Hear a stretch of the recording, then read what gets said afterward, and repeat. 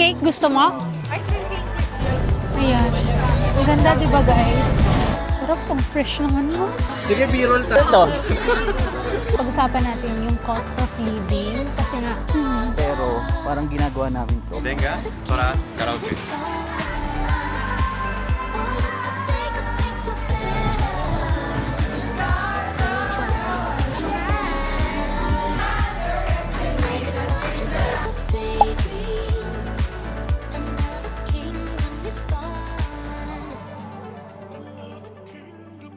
hola guys!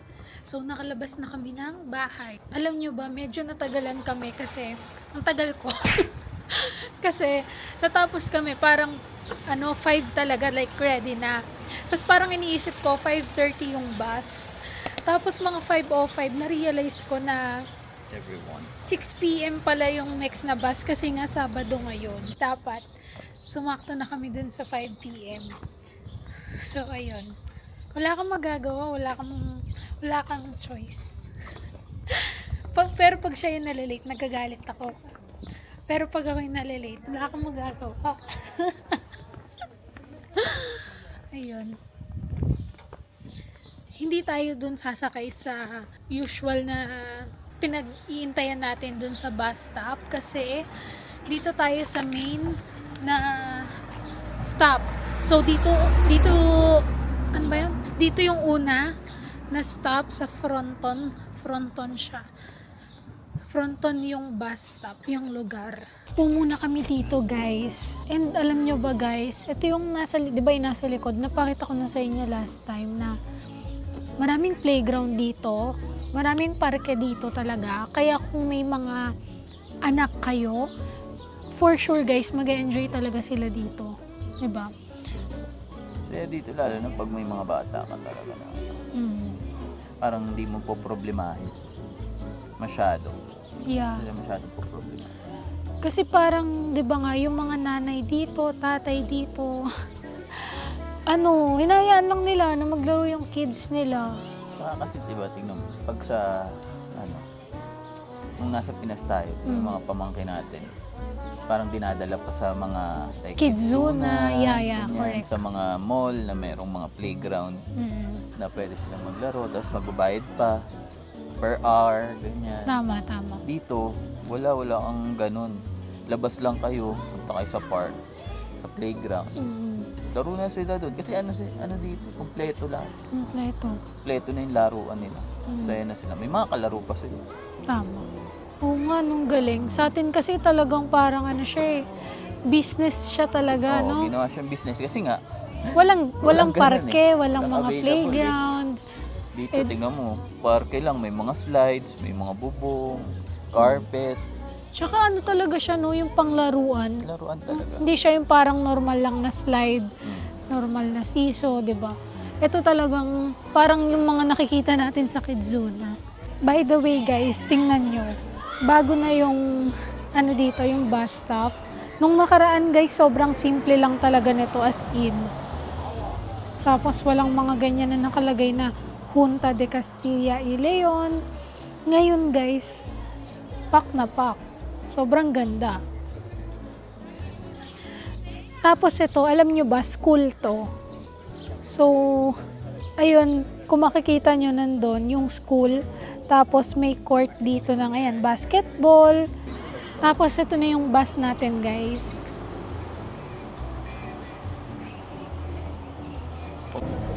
Guys, working na yung TV dito. Ay, yung monitor. Nakikita na live kung nasa ang lugar ka na. Noong nakaraan, display lang yan eh. Okay, nakasakay na tayo. Waiting lang ng 6 p.m. kasi 5:58 p.m. pa lang. Alam nyo guys, na-appreciate din talaga namin yung Spain kasi yan, tulad niyan, kahit na may krisis, diba? May krisis sa mundo. Sa Pinas talaga grabing sobrang affected tayo dyan sa oil, sa kuryente, sa mga bilihin. Dito, libre pa rin yung bus namin. Hindi nagbago yung mga presyo sa bus, sa train. Kung kunwari doon tayo sa sentro or pupunta tayo sa Madrid, guys, same pa rin talaga. So, kasi nga, di ba, yung mga transportation dito, subsidized kasi siya. So, meaning, hindi tulad sa atin na may mga operator, mga business owners, di ba? Mga private companies yung may-ari. So, kailangan din nilang taasan yung kunwari, yung bayad sa boundary, di ba? Sa boundary, ayan, apektado yung mga drivers ng gas kasi sariling gastos nila yon. Pero dito kasi, yung mga driver dito, sinasahuran sila ng gobyerno. So, malaki din yung sahod nila dito. So, ayun, hindi sila parang mag-iisip na, ay, kailangan magdoble kayod ako kasi kailangan kong bayaran yung boundary, kailangan mabayaran ko yung gas, ganon. Dito hindi eh, talagang biyahe lang sila. Ayan. Maganda, di ba guys? So, sa mga nagtatanong kung saan kami, kung bakit pinili rin namin na malayo sa sentro. Kasi ganito yung gusto namin ni JK. Yung peaceful, ganon. Kaya tawag nila dito guys sa amin, yung mga ibang friends natin dito. Taga-Antipolo kami. Kasi tingnan nyo naman. Ito yung view namin dito. Kasi mataas yung town namin guys. Kaya parang, ayan, ganyan siya. Ayan, after 10 minutes, nandito na tayo sa sentro.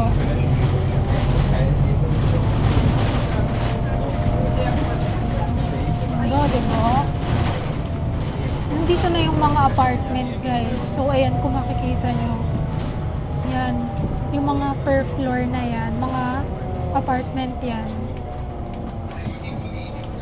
Walking na kami sa park. And ito yung gift namin. Bumili muna kami ng gift kay Zaki Boy. Sobrang cute nung batang yon. Anak yun ni Ana tsaka ni John Riz. Mukhang kamukha ni John. Oo, kamukha ni John Riz nung tatay guys. Grabe. Oh, ito another park. Ito ata yung La Alamedia Park. Dami, di ba? So ito, naglalakad na tayo papunta kasi dun yun sa Jesuita. Alam nyo guys, yung weather dito sobrang moody. As in, sobrang moody. Di ba, no nakaraan, nagti-t-shirt na kami. Tapos bigla naman kinabukasan o sa susunod na araw, magpa-puffer jacket kami or mag-trench coat kami. Tas ng yelo kahapon. Oo, kahapon hindi ko kasi na video. Umulan ng yelo. Alam niyo yung maliliit na yelo talaga. Bilog. Ilalagay ko dito yung itsura kasi napicturan ko siya. Gulat kami, sabi ko, bakit ang ingay nung ulan dun sa bintana? Pagtingin ko, yelo yung bumabagsak. Tapos, ayun nga, last time, parang may nakausap kami dito na napanood niya lang din sa vlog ko. Tapos guys, nandito na siya ha. Tapos parang sabi niya, nung una daw, parang kaya ayaw niya yung Salamanca kasi kala niya puro mga old architecture, ganon. Tapos, alam niyo parang talagang nasa history ka. Nasa history ka. Well, nakikita niyo naman yan sa vlogs natin. Pero ayun nga, dahil sa vlogs natin, ayun, nakikita nila na hindi lang naman siya talaga. May part lang. Oo, may part lang kasi nga, syempre, yung history, ayan, UNESCO World Heritage nga, di ba? May part lang na puro ganon, yung mga simbahan. Pero, modern na rin dito, guys. Kaya ayun yung gusto kong ipakita sa inyo, na malaki pa rin tong Salamanca. Ayan, nandito na tayo sa isang park sa Jesuita. Grabe, laki nito, no? Mayroon pang mga court daw doon. Ay, may court pa? Nice. Tingnan nyo, grabe.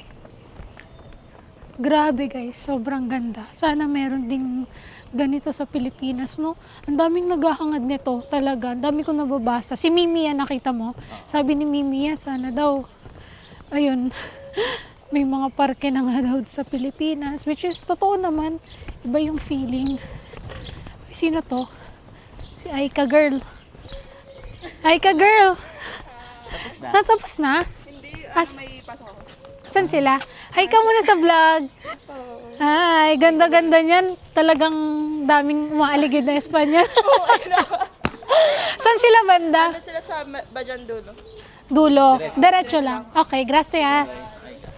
Papasok pa tayo dito. So, nakaka-amaze lang na, ayun nga, priority kasi dito yung, syempre yung mga tao, kumbaga hindi mga buildings, 'di ba, na or hindi car-centric dito.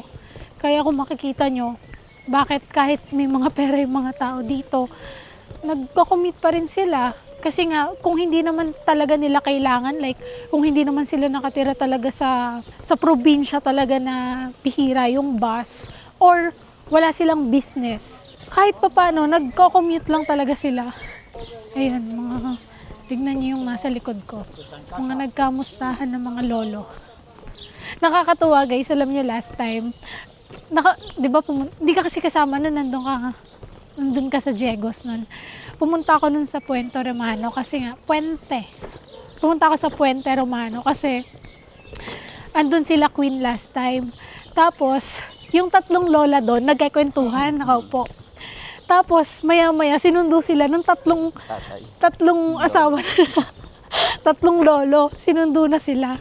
Kakatuwa dito yung mga matatanda kasi parang makikita mo na nag-e-enjoy talaga sila sa life nila, nag-e-enjoy sila na kahit matanda sila, marami pa silang nagagawa, ganun. Grabe, parang forest na ata to eh. Sarap, ang fresh ng fresh ng hangin. Ikaw, kung tatanungin kita, bakit napili mo na tumira sa Spain? Kasi ito yung laging tinatanong sa atin, sa YouTube, minsan sa mga nagme-message sa akin, parang, Aliano, bakit napili nyo pa rin ba? Worth it ba kahit ang laki ng tax, ng SS na binabayaran nyo? So, gusto ko ikaw sumagot niyan. Yun nga, siyempre, yung lagi nyo na rin naririnig na sagot, yung healthcare, ganyan, tapos yung education, para kunyari, in the future, pagka nagkaroon na kami ng mga supling namin, okay yung education nila. Yeah. Healthcare, okay din, opportunities, okay din. Parang itong ginawa namin, parang more of, although hindi mo siya matatawag na sacrifice, pero parang ginagawa namin to para dun sa future ng mga anak namin. And so din. Sa atin din. Oh, kasi nandito kami sa Spain. Ang daling i-travel nung mga Other EU countries. Ganyan. So, shit. Di ba, siya? Travel content creator siya. Yes. So, mas madali para sa kanya. Yeah. Kaya don't forget to use my code. Yeah, don't forget to use my code. Ilalagay ko dito. Don't forget to subscribe. Yes, don't and forget. ring the notification. Yan na naman siya. So, ayun. Naglalakad lang kami dito kasi parang nasa dulo daw sila. Stay. Nangangalay na yung kamay ko, guys. Kasi, putik. Mga lumilipad eh. May umaan sa lalabungangak. Ang ingay ko daw. Ang daldal mo ha. Ayan, pasok kami sa... Ano ba yan? So, dito sa park, ayan, meron na namang mga laruan ng pambata. Kasi nga maglalaro yung mga kids, kaya malapit dito. Ano ba mo pagkasa? Saan kaya sila? Nakikita mo na? Ayan, baka hindi lang tayo makapag-video later, guys. Ayoko kasi videohan yung mga kids and sila. Parang, syempre, baka... Privacy. Oo. Privacy nila, 'di ba? So, ganto-ganto lang. Clip-clip lang tayo. Kaya, pasensya na kayo, guys. Daming mga kids. So, Inaayos pa kakatuwa. naman Ayan ba sila? Guys, nagpipicture sila. Habol tayo. Ayan, nagpipicture sila, guys. Sasama kami. Dito tayo, guys. Sama tayo sa picture. Uy, umabot. Lagi yung mga taga-Afro Antipolo Talaga. sa Marikina. Taga-Antipolo. Na-traffic sa Traffic. Dat kasi 5 kami alis. Grabe, ang dami ng food. Kumain na kayo? Wow. 30 minutes ago. Ang dami naman. Ay, kain kayo. Dami, thank you Cake, gusto mo? Ice cream cake. Cake. Ice cream cake. Wow. Wala siya. Kanina to, lipitin ko na to. Wait lang. Guys, ang daming pagkain. Kukuha tayo dito ng marami. Ano sa'yo to? Gutom pa naman ako. Ay. Sorry. Thank you. Saan? Ito? Talaga? Wala problema, bayad ko. Uy! Nag-bake si ano guys, si Ana. Shala. Grabe ka na talaga, mami. Kaya mo na, ikaw ko kayo. Gracias. Guys, kain. Pizza muna tayo. Hola, soy Jen. Soy dyan, ay puto. Scribble. A1. Vlogger na rin. A1. Where are we going? To the big blue house. Wala. Wala. Sige, B-roll tayo, tapos zoom out. Panig kapag ano na. Wow. Ano to? So, ayun. Nandito pa kami sa park. And alam nyo ba, oras ay 8:23 p.m. na. Grabe, tingnan nyo guys. Sobrang liwanag pa. So, ayun. Ang sunset is 9:12 p.m. So, nagkikwentuhan pa sila dun guys. And punta muna kami kila Kuya Gio kasi magkwentuhan. Ayan, nakaupo lang muna.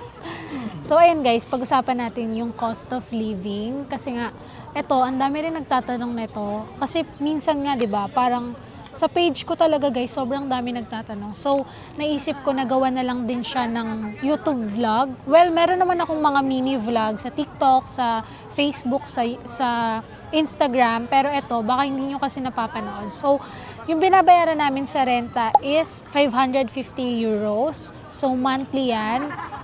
Tapos, alam nyo naman na yun kasi di ba yun yung first na vlog natin nung lumipat kami dito. Tapos, sunod na binabayaran namin dyan is utilities. So, may iba, like sa friends natin dito, kasama na, yes, all in na yon sa monthly rent ng apartment nila. So, pwede rin kayong makahanap ng ganon, pero syempre expect nyo na mas mahal yung renta ng bahay. But kami, nagbabayad kami sa gas at sa electricity, pero yung water namin ay free. So, sa utilities namin, yung gas namin ay every 2 months, which is ang bill namin doon parang nasa 40 euros. Pero, ayun, kung divide nyo ng 2 months, nasa 20 per month lang kami. Kasi, syempre, gas nandun yung heater. Pag gumagamit kami ng oven, syempre, pag naliligo kami, yung heater yung ginagamit natin doon. So, gas yung gamit naman doon sa mga heater natin. And then, sa kuryente naman natin, ayan, electricity, nagbabayad kami ng 45, love? Oo, parang nasa 45 per month naman yon electricity. Tapos sa water, ayun nga, free kami dyan. And grocery namin, ang budget namin dyan ay 100 euros per week. So, minsan bumababa, minsan sobra siya. Depende sa mood namin kung marami kaming bibilhin ng mga kutkutin. Kasi nga, syempre, work from home tayo. So, kailangan, marami tayong food sa bahay. Pero, may times kasi na hindi talaga kami nakakapag-grocery ng punta kami sa Mercadona para mamili ng weekly. Kasi since may malapit na Carrefour sa amin, bumibili kami doon minsan every 2 days, ganun, every 3 days. Tapos may malapit din na carniceria, tsaka yung almacen de frutas, bilihan ng prutas, bilihan ng karne. So, bumibili kami minsan, depende sa gusto namin lutuin. So, may time na weekly kami bumibili, may time naman na every 2 days, every 3 days. Basta ang budget namin dyan ay 100 euros per month, di ba? Pero minsan less. Oh, minsan less, yes, correct. Kapag hindi tayo masyadong bumibili ng mga kung ano-anong mga ano. Kasi marami kaming nabibili na hindi talaga namin nakakain. Kasi nagtatry kami ng mga food, pero hindi niya na kasi minsan nagugustuhan. So, ang nangyayari, syempre, hindi na namin nakakain, ganun, or na-stock lang siya sa bahay. So, bumibili kami ngayon ng mga nakakain talaga namin. Like, last time, bumili kami ng rabas, ayan, calamares, French fries, yung mga mini biskota or mga tostada, ganun. Mga ganun, ayan, pauwi na sila guys. Tapos, so ang budget namin dyan sa, go. Wait lang guys, paano na sila? Pauwi na sila. So, cut muna natin. Ano yun? Oh, sige. Sige, go. Dito lang kami sa likod. Love, tala. Ate Jenny, hindi ka nakasama? Mr. Wilting. Ayan guys, pauwi na sila. Ang dami namin, no? Tapos ito yung playground. Ayun, so grocery na tayo, 'di ba? Magkano? 100. 100 per week. So nasa 400 per month, 400 euros. Ano pa ba yung ginagastos natin? Internet. Internet, yes. Line. So, yes. So, sa internet kasi guys, mura lang talaga yung internet dito kumpara sa Pilipinas. Kasi before, nagbabayad kami sa Pilipinas ng nasa 1,700 for 300 Mbps without phone, mobile plan, or without mobile plan. So, dito, nagpe-pay kami ng 50 euros and meron na siyang 2 mobile plan. So, dalawa kami yung SIM na gamit namin ngayon. May data, may calls, may text. Tapos, 600 Mbps yon per month. So, pero alam nyo, yung ano kasi namin is a Movistar, which is, May kasama pang ano yan, sa TV. ha? Yung sa TV. Oo, Kasama may yan. kasama sa TV yung pwede ka manood ng May Netflix, cable. may Okay. cable, may Prime, may YouTube. Ay, walang YouTube. Wala. Prime lang at saka marami naman yun. May HBO 'di ba? Tapos yung mga ilang mga channel ng Spanish. Oo, may mga Spanish kasi. So, meron actually mahal pa nga yan kasi Movistar yung sa amin. Yung mga mura na company ba tawag doon? Like yung Dihi, ayan, sobrang mura ng Dihi kasi for only 30 euros or 37 euros, may 2 mobile plans ka na, tas may wifi ka na 1 gig. So, mas mura siya kumpara sa na-avail namin. And dito, walang commitment yung mga wifi or internet dito na 2 years plan, ganon. Dito, anytime, pwede mong i-cancel kapag gusto mo nang lumipat. Oo. Hindi siya yung parang may commitment ka na dapat tapusin mo yung plan bago ka lumipat. Dito, pag di mo nagustuhan yung service nila, pwede kang lumipat anytime. Pwede mong i-cancel yung service with them. Ganun siya dito. Kaya mura yung internet dito. Ayun pala yung SS. So, kung digital nomad visa din kayo, meron kasi tayong binabayarang SS or Social Security. Yan yung, ano ba yun? Yan yung parang SSS sa Pilipinas. So, kapag autonomo ka, yung autonomo, ibig sabihin yan, self-employed. Okay? So, iba yung mga bayad ng tax at SS dito ng mga nagtatrabaho locally, iba naman tayong mga self-employed. So, sa first year mo, kasi 'di ba, magre-register ka ng tax, magfa-file ka, magre-register ka as self-employed or autonomo. So, first time nyo, 'di ba? Meron kasing flat rate. Isang taon lang. So, monthly is 88 euros. Okay, so 88 times 12, yan, monthly yan. And then after 1 year mo, magbabayad ka na ng SS mo based na sa kung magkano yung sinasahod mo per month. Ilalagay ko dito yung rate para screenshot nyo na lang kung magkano yung sinasahod nyo monthly. Tapos, yun din yung monthly ninyong babayaran sa SS ninyo. Now, sa tax tayo. Sa tax kasi, malaki talaga ang binabayaran dito. I swear, mahal talaga yung tax dito. Kasi, of course, gusto ko siyang sabihin sa inyo, pero syempre, private siya. So, ang sasabihin ko na lang sa inyo, for one main applicant, at ako na dependent, di ba medyo, meron kasi siyang minimum salary requirement, di ba? So, quarterly, 6 digits yung tax na binabayaran ni JK.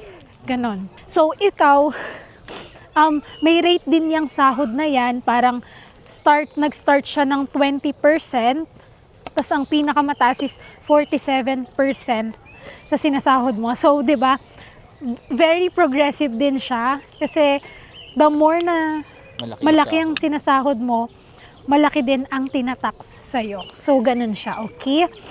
Kailangan nyo din yan pag-aralan kasi may mga nababasa nga kami na, syempre, akala nila yung binabayad lang talaga is, yan, yung renta, yung mga wifi, grocery, ganun. Pero, tingnan nyo rin yung contribution. Kailangan yung mag-contribute sa bansa na kung saan kayo titira. Kaya pag sumasahod, dapat tinatabi na nila yun. Yung para sa tax, yung para sa SOS. Para hindi na nila nagagalaw. Correct, Para correct. hindi mabibigla pagka Bayaran na ng tax, yes. Tapos, ano naman yan, nababawas naman, deductible, yung renta. Renta is nasa 30%.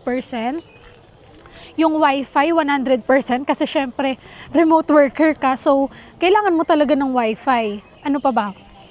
Yung mga Utilities. equipments. Yeah, utilities and equipments na binili mo at ginagamit mo sa work. Yes. So, kunwari, bumili ka ng laptop, pwede yun ibawas sa tax. Ay, hindi siya sa tax. Ibabawas siya sa taxable income mo. So, hindi siya agad sa tax, guys. Ibabawas lang siya dun sa taxable income. Ganon. Kunwari, ngayong January, February, March, sabihin na natin, sumahod ka ng total na, kunwari, 15,000. Kunwari, 5,000 per month sinasahod mo. So, 15,000, 3 buwan. So, sa 3 buwan na yan, syempre 3 times ka rin nagbayad ng renta, 3 times ka nagbayad ng wifi.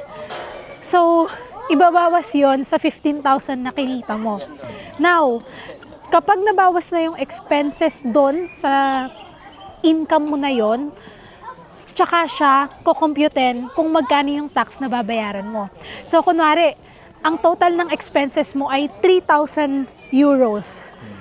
So, 15,000 na income mo minus 3,000 expenses, ang tataksan ay 12,000 euros. So, yun na, i-ano mo na yan, ito times mo yan sa 0.20%. Ganun. Tas dito, sa quarterly kasi na binabayaran natin, 20% muna yung base na babayaran ninyo. Babayaran ng mga otonomo. Ngayon, pag annual na yung bayaran, depende na yung percentage sa ikakaltas sa'yo. So, pwedeng may refund ka, pwede namang... May police. Ay, ayun, may police, yeah. Go. Di pa, malakas. Malakas. So, ayun. Wait lang, guys. Ayan. Bye! Ayan, kami, punta kami kila Kuya Gio. Asan na sila? Ayan. Bye, ate! Ayan. Diba? Yung mga kotse dito, hindi sila, guys, nakikipag-unahan sa'yo na dumaan. Dito, pag nakita nilang may tao, stop Kahit nasa yan. gilid ka lang. Oo, Pag inisip nilang gusto mo tumawid, hinto sila. totoo. Okay. Let's go. Magtatap na tayo. Ito yung card natin for Salamanca de Transportes. Sa sentro to. Let's go. Ah!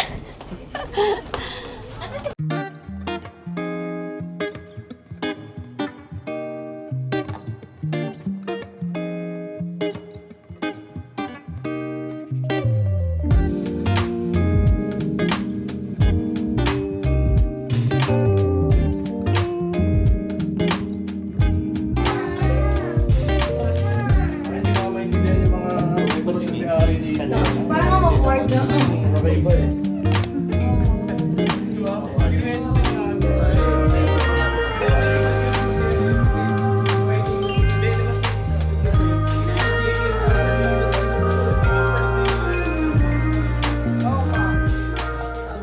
Go!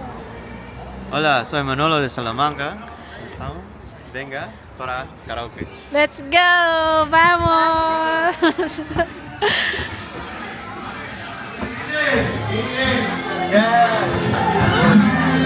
Paano lang sa friend? Mata kayong dalawa. Si Aliaya. Hello po. Si Ivan. Hello po. Kaya nga, ate. Kamusta ka?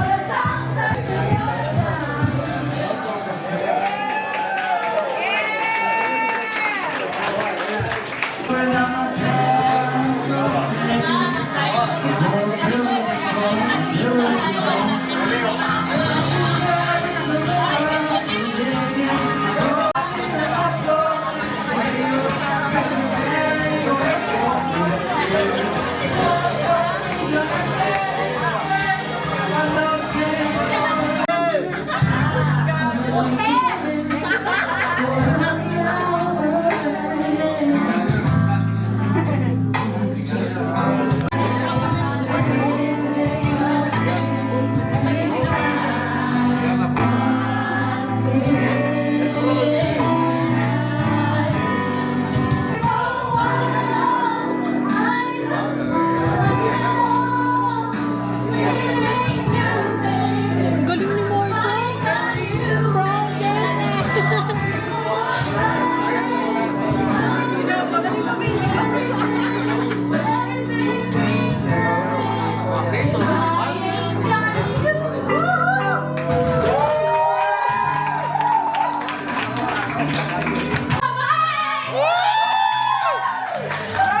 Proud Ay, nag-start na!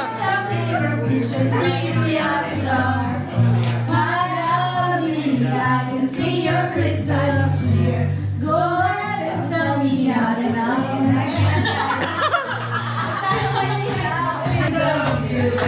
Don't underestimate the things that I would do. The stars of your love remind me of, 'cause they keep me thinking I'll be almost out of your love. It leave me breathless, I can't help feeling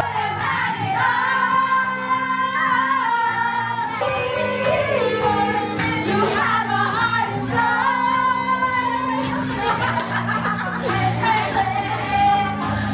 To be thinking that they almost had